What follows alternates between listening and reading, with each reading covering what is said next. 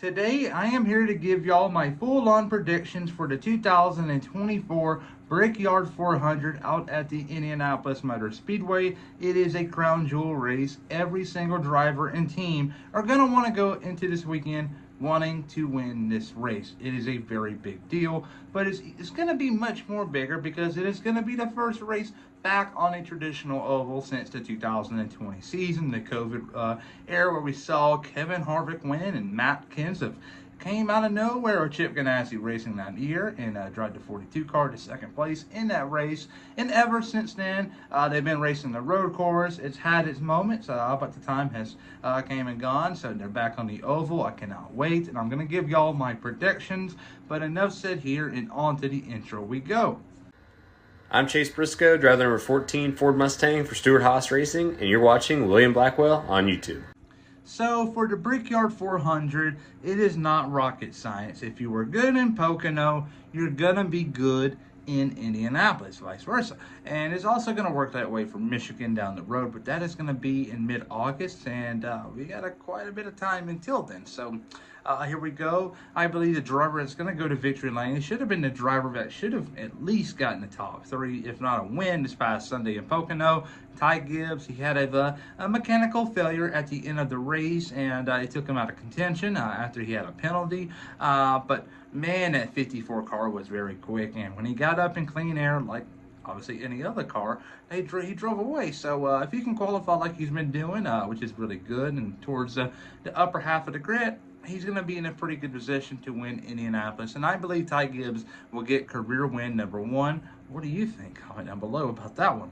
But second place, though, is going to be Martin Truex Jr. When you think about Martin Truex Jr. in Indianapolis, you obviously think about the year when him and Kyle Busch tangled on a restart, a late race restart, and took each other out. That right there has to be one of the most historic moments in NASCAR in Indianapolis.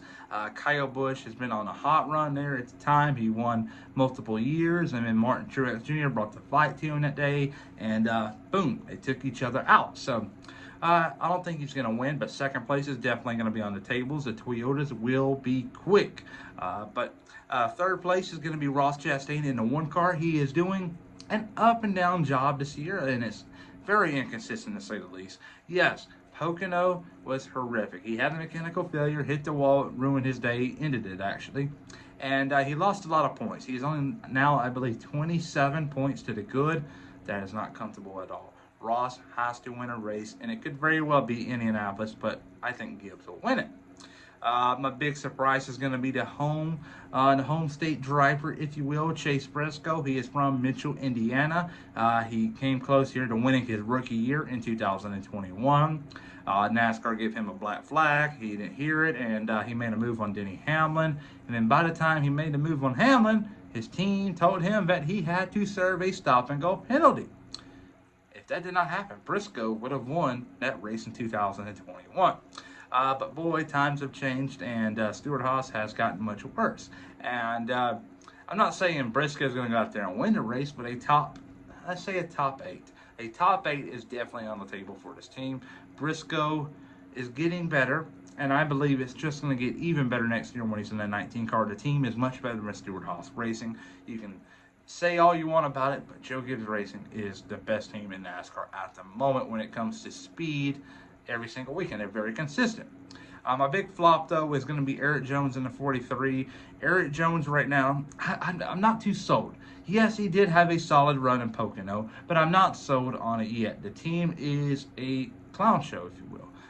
They're very inconsistent, and there's too many moving parts for my liking. So with that being said, I'm not buying into one good run. If he does good this weekend in Indianapolis, I may have to consider it for the Toyota race weekend, a big Toyota track coming up, Richmond, in 3 weeks' time, because NASCAR will have a 2-week summer break because of the Olympics. But I don't know here. If Eric Jones is going to have one more run, I'll be convinced, but for right now I'm not, and I believe he'll finish outside the top 20. But there you go. There are my full predictions for this upcoming weekend's race in Indianapolis. What do you think about them? Comment down below. Please like and subscribe.